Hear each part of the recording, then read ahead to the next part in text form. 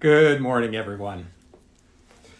Welcome to another edition of Designers at Home. My name is Darrell Wilson, and I am going to be hosting this week's Designers at Home.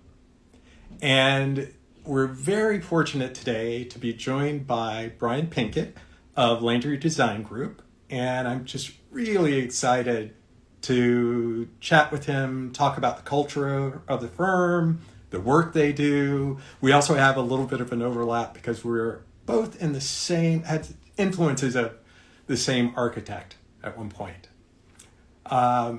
Another note, we will be taking a hiatus for the summer, and I'm hoping you'll be back with us in the fall.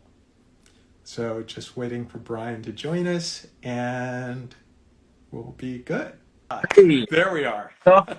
it took me a while, but Oh, no worries, no worries. How are you, Brian? I'm fantastic. I'm Yes, fantastic. Thanks for having yes, me. great to have you here. So, Brian, I know that you're traveling right now, and so where are you? So, I'm actually in Bulgaria, halfway around the world, seems, in this beautiful town, ancient town. It's called Pavlov, and probably didn't pronounce it correctly, but it's an ancient city that was created about 8 centuries before Christ. Uh, I think they're called the Tahitians, came here from India, and the first civilizations in Europe were right here in this region. And the town that I'm in is actually a very art-centric location. A lot of artists are here. And in 2019, it was the Cultural Center of Europe. It was awarded the Cultural Center of Europe. So if anyone hasn't heard of it or been here, you've got to come check this place out. I've spent a lot of time in Rome, studied in Rome, and the streets in Rome, they look modern compared to the streets here. Wow. Stones are huge chunks of stones. Driving on it is like you need a four-wheel drive car. And the streets are so narrow, you have to stop and wait for people to walk up the street before you can drive your car down. It's incredible. Wow, that sounds fascinating. That's fascinating. Yeah. So I'd love to jump into Landry Design Group. So just a little bit of history. Where you previously, we both had influences from the same architect at one point. So yeah, so I had him as my thesis advisor, and you worked for him. So tell me about your journey from the East Coast to the West Coast. Absolutely. So I didn't go to Princeton, but I ended up there before I came to California. I actually went to Cornell, and from Cornell, I worked in New York City for a design firm there, did a competition there. And then Michael Graves, he called me up and said, hey, come join our firm. I joined their New York office for a little while, and then he asked me to come to Princeton. So I ended up moving down to Princeton, and Michael Graves was my boss. And for those people who know Michael Graves as the postmodern architect, he was an amazing person. He was probably, I used to say he's the best boss ever until Landry Design Group, of course. Okay. But I But thought you were the best boss ever. exactly. So, so I lived in Princeton for a while, and then it was time to move on, and I decided I was going to come to LA, and came out for a visit, met Richard Landry, the founding partner. There were about 5 people at the firm, and he was trying to build the firm, build the reputation, and basically made a deal and said, listen, if I'm going overseas, if I come back with a project, I'll give you a call. And he got the project, and he called me, and then c'est la vie. So then I came out, and it's been a great journey. I believe when I came, there were 5 people there, and now we have 55 people. We've grown the firm over these almost 30 years. Next year, I'll be there 30 years. Wow. That's impressive. So, and then tell me a little bit about the culture of the firm, because I know you guys make an effort to make it a wonderful place to work. Absolutely. So you also know from being on the East Coast how cutthroat it could be. And in architecture, because I know you studied architecture, architecture is very cutthroat. So one thing that I noticed at Michael Graves is although Michael was an amazing person, there were still little undertones of college in their culture. And it was important to create a place here that we'd want to work. And that's the phrase that we use all the time, especially when we hire people and we're talking to our colleagues. Is this a place that we'd want to work? Are these the people that are working for us being treated the way that we'd want to be treated? Because that's so important. Because our employees, let's face it, they're our most important asset in order to create a firm, especially of the caliber that we want to be at. And so the culture of the firm is created by the people always, and we remind them of that and say, listen, if you want to be in a place where things get spoken behind your back, then speak behind people's back. If that's not the kind of place you want to be, then let's not do it. So we don't have cooler talk and we don't have situations. Now, things do come up and we try to deal with everything right away, above the table, above board, keep it clear, keep it, the lines of communication have to be there in order for it to work. And we're not about throwing each other under the bus. We're about helping each other and growing together. So that's kind of like the base of the culture that we have. And we've created an environment where they're the ones driving the bus. Okay. So many years ago, we created committees. And we created a committee with computer committee, a presentation committee, a details committee. We've added on, what do we call it? Design lab, which is another committee, the Instagram, media committee, make it beautiful committee. So we have fun with it. Yeah. And we're getting ready to start another one called AI committee. So we can really start to dive into this whole new world, this whole new universe. Yes. But the beauty of it is that they're created by the staff and they're run by the staff. So they're the ones telling each other what we should do as an office in order to create the level of detail, quality, design. They're making those decisions and they're involved. So that helps a lot with. That sounds like a really good place to work. Yeah. It is. Yeah. It's definitely the best place to work. and how does that work with your clients? Because your clients are all over the world. They have, I won't say endless budgets, but you get to do some pretty special work. We're very fortunate. And as far as budgets go, everyone has a budget. Okay? Everyone has a budget. The billionaires have a budget. The billionaires have a budget. They have a certain amount they want to spend on this particular project, this particular investment. And we do a really good job at respecting that whatever that budget is. If they don't have a budget, which is very rare, or we don't know what the budget is, because some cultures, they don't share those kind of things. Right. We always, push it to the limit. We want to give them the very best design, service, quality it's possible. And then let them tell us, hey, we gotta bring it back a little bit if we need to. Yeah. And in terms of the culture of the office, it's very collaborative, right? We work in teams. So everyone gets to be a part of all the different aspects of the development of a project. Depending on what level they are, will be depending on how involved they would get with it. But they can see, hear, ask tons of questions.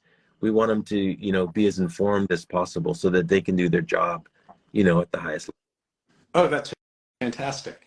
So I want to talk a little bit about your design aesthetic, because if we look at the portfolio of Landry Design Group, it's quite vast, from some very traditional, very detailed. Well, they're all very detailed. It's just, what is it stylistic? So how do you approach design? How does Landry Design Group approach design? So just in general, we obviously, you see from our books, we design everything from very traditional and very authentic to ultra modern and eccentric. So, and everything in between. It doesn't matter to us. In fact, the different styles that come at us, the more excited we get, because it's something new and challenging. And size wise doesn't matter either. It's 5,000 square feet to over 200,000 square feet. It doesn't matter. It's really about the quality and is make sure that the clients are willing to spend the dollar per square foot that's going to give them the best possible project. Yeah. And so so that being said, we've created, because we do traditional work and we do modern work, clients that come to us that aren't really sure what they want, we're their guys and girls because we can do it all. And we're developing this new style, which we're calling hybrid, because it's a combination of the traditional warm and cozy with the modern, clean, big glass windows, open spaces, and we're bringing them together in this hybrid way. And there are different ways that you can do it, which we're exploring, at least 3 or 4 different ways that we're doing a hybrid. But it's a lot different than what people are calling transitional, because when we look at transitional, all we see is, people stripping off details and watering down traditional styles, or taking a modern house and putting stone or some kind of material in the walls, and they're calling that, transitional. What we're trying to do is a little bit more than that, which is a lot more, where we're exploring the relationship between the two, the traditional and the traditional and the modern, and how they actually come together. Yes. Now, this would be a good opportunity for some. Today, we're lucky enough to have a little bit of show and tell. Okay. So, What do you have? I am going to start with a project I was fortunate enough to hear Richard lecture on. It's, if everyone can see this, if anyone sees this, please get this book. It's a beautiful book. Now, there's one page I want to turn to in particular, which I think is a fantastic illustration, if you could explain it, of that approach. And I thought I'd mark that. Sure. There we go. So, Okay. on one side here, if all of you can see it, but that's the house. And then there's a series of sketches that go from what would be a French, very traditional, to a hybrid. So could you talk a little bit about the process of that? Sure. Absolutely. So this is, like I was telling you, there's different ways we're exploring the hybrid design, and this is one of them, where we take a traditional design, French chateau, and this one was based on Hotel du Cap in France and the south of France. The client loved that hotel and said, I love the way this is laid out. And basically, to break down the partie, there's a central entrance, very symmetrical plan, with bookends on either end of the front facade. And what we did was we turned that very traditional house into something a little bit more modern, right? So we went from both ends, take a very traditional sketch, which you saw at the top, and then very modern elements, and we infused that into the project. But basically, if you look at it, you'll see the proportions are proper for a French chateau.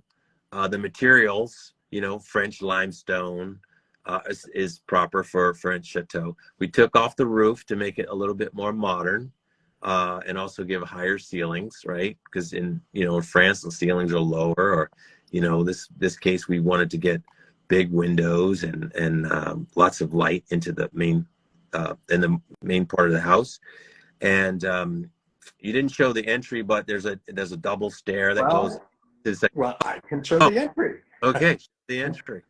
Yeah. Yeah. So and with the entry, I'd love for you to talk about also the collaboration with the interior designer. Okay. Okay. So, Well, let's see. Oh, go ahead. Yeah. no. I was just going to say, and So, the client was very, very involved with the interiors, yeah. and you see all the butterflies on the chandelier there. So the interior designer was able to create that chandelier, but the client loves the butterfly theme, so the papillon. So the house is called Papillon, and their butterfly theme is throughout the entire house, which is really wonderful. And he feels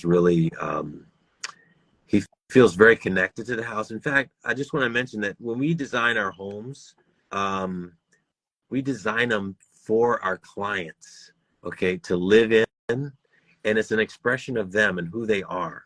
So the projects that we do, the homes that we design have soul. And that comes from the collaboration of the client, the architect, the interior designer, even the builders are part of this collaboration because they put their time, their sweat, their tears into this project. And as a collaboration, we all work together for the client's best interests. Fantastic. Yeah.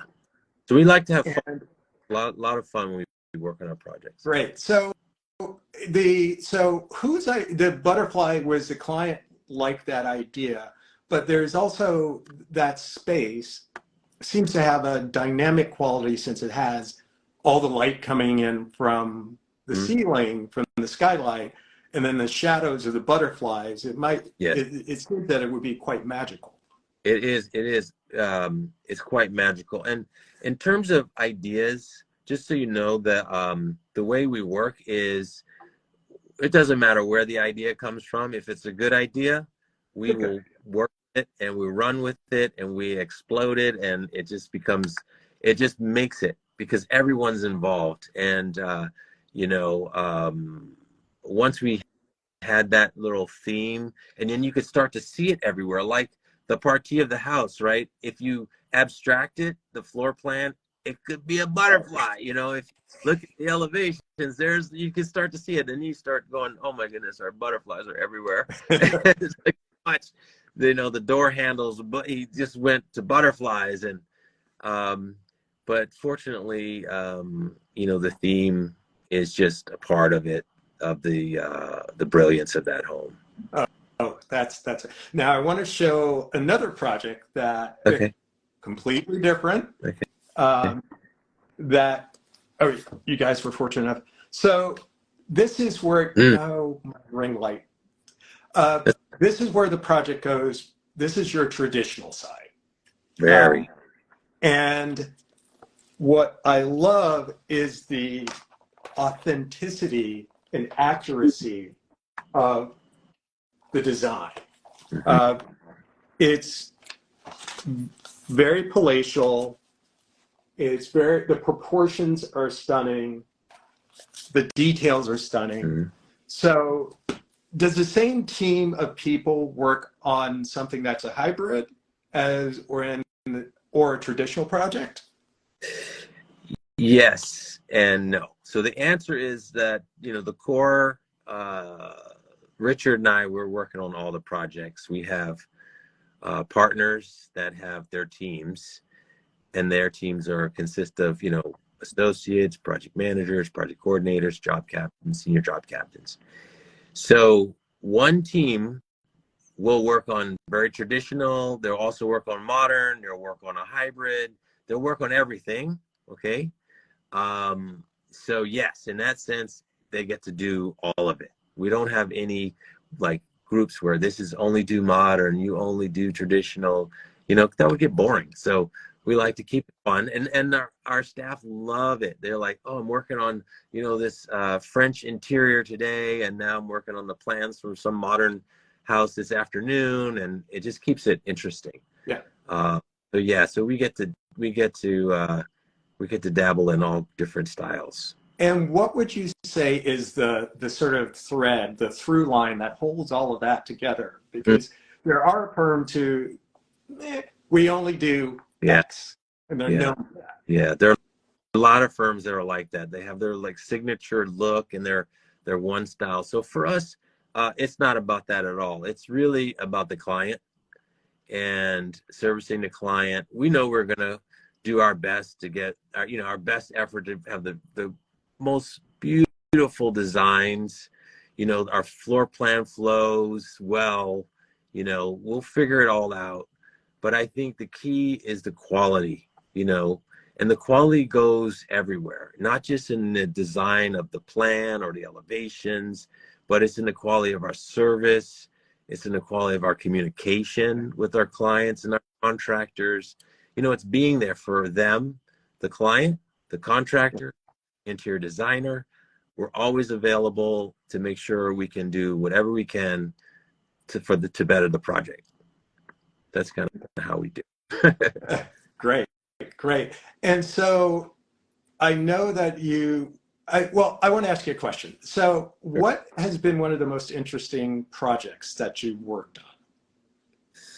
Wow, there's a lot of projects I've worked on. I would say, if I'm being completely honest with you, it would be a project that I did a few months ago in Mexico. It was a volunteer project where my oldest daughter and I went down with a group of volunteers, and we built a home for a Mexican family in a day. Wow. Yeah. And this home was about 10 by 10 and had a little loft on the second level with a little stair to go up, 3 windows and a door. I mean, it was very basic. But there's an organization, it's called Hands of Mercy. Okay. Put together this whole group, and there's a ministry called the Hugo Ministry down in Ensenada that they select the person that's going to get the home, and the family actually they buy the land. They save up their money to buy the land, and then they get selected to have a home built for them. And so a bunch of people go down from LA, and we build the house, we paint the house, we put in the doors and windows, put the roof on, everything that needs to go in. And the fact that I got to do it with my daughter and friends was just, and it was definitely very heartfelt, on so many different levels. And when we handed them the keys and saw their gratitude, and it was unbelievable. I mean, our clients are happy. They love our homes, and listen, we get compliments that, I never could have imagined this home that you've created for me. But to see someone who doesn't have a home, to work hard and to be able to be awarded this opportunity, and to know that their kids can have a roof over their head, that's priceless. Yeah, that sounds really, really rewarding. Yeah. Yeah. It was. Mm-hmm. How about you? I got to ask you some questions here. Oh, sure. What do you want to know? You're Mr. in the design. Well, let me ask you the same question. Tell me a project that is very unique and memorable for you. So, like you said, we all have many memorable projects. Probably the latest one we just finished in Miami was a great collaboration with an architect, Wade Weissman Architects, and it was Florida, Spanish, but updated. So it allowed for a lot of whimsy within the structure of, a Spanish colonial kind of architecture. We got to tap into Meisner, their custom plaster details. And, kind of all of my projects are kind of favorites because it's, like you said, we work on contemporary stuff and we work on traditional stuff. Right. And the ability to say, oh, why don't we hire this artist to do X, Y, and Z? And you get them and they get excited. It's really that collaborative sort of team effort. But Miami is probably one of the, and that's one of our projects. Unfortunately, I don't have, I really want to do the volunteer thing you did. But it's always rewarding to see a client walk in and just be floored because of what you've done for them and worked with them to do. So this was a really special, oddly enough, this project happened at the beginning of COVID. It started right before the beginning of COVID. So we were going back and forth to Miami trying to get this project done. That must have been difficult. That was a challenge. It was interesting. But, I think I get excited when I work with people who want to collaborate with, as you said, it doesn't matter who has a good idea. A good idea is a good idea. And it's been really, really exciting when, the contractor will say, hey, well, that's not the best way to do this. Why don't you do X, Y, or Z or whatever? And it's great because it keeps you on your toes and it keeps you learning and growing and experiencing stuff. That's right. Yeah. No egos. You keep the egos away and you'll come up with something spectacular for sure. Yeah. And I think you are also a photographer.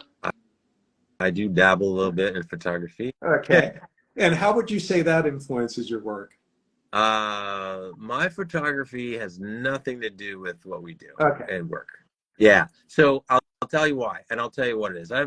In college, I took a lot of architectural photographs, and what I realized was I'm way more interested in the people than architecture, the buildings, right? Yeah. So that's why I said our buildings have soul, because we got to infuse that. Otherwise, walking around Rome, you see these big marble stone buildings and they're just flat. But what was going on? And then when you start to hear the stories about the events and the parties and who lived there and how they lived, and then it's starting to come alive. I get it. I love this. Yeah. So for me, I like my photography is all about the people, and the theme that I love is creating album covers. So I like to make you a rock star. Okay. Do that in like a little photo session. It could be anywhere. I remember I was in China with a group that we were doing work for, and we were in the subway, and we're sitting there with a billionaire client, and he wanted us to experience the subway. And I'm like, okay. So we were all in black cars, right? Going to the subway to be dropped off, okay, to get in the subway, and then the cars are going to catch up with us at the other end. So we're down in the subway waiting for the train to show up, and I go, okay, photo op. This is a photo, album cover with this guy in the subway and all of his people. So I lined them all up, arranged them, posed them all, and I even had someone else. I didn't even know him. I just said, look, stand right here. This is the shot. Take it. I jumped in the picture. And my goodness, they loved it. They've never done anything like that. They're so conservative, and this was so out there for them. But man, it's such a great way to break the ice and connect with people. And that's why I love doing it. Well, I would venture to say that just as you're saying your photography is about the people, the work of architecture is about the people. Yeah. So in a way, they're kind of similar because they're really there to showcase life. That's right. Yeah. That's it. Yeah. Thank you. Okay. Put, my friend. You're next, by the way. I'm coming for you. So I think we are just about out of time. I'd love to thank you for being on the show. Now, is there anything you wanted to close with? Oh my goodness. Well, listen, I want to thank you for having me again. It was a great, pleasure to be on the show. I want to collaborate with you on some work, like a Oh, real yeah. job. Let's Yeah. figure this out. That We're would gonna be wonderful. have absolutely. Thank you Well, so much thank you. to Roxy for putting it together and the whole team. Yes. Yes. So thank you, everyone. This will be our last episode for before the summer. Please join us in the fall. And if you haven't seen last week's episode with Jennifer Connolly and Blakely, please do. And that's it. Have a wonderful summer. All right. Thank you. Thank you. Bye. Bye.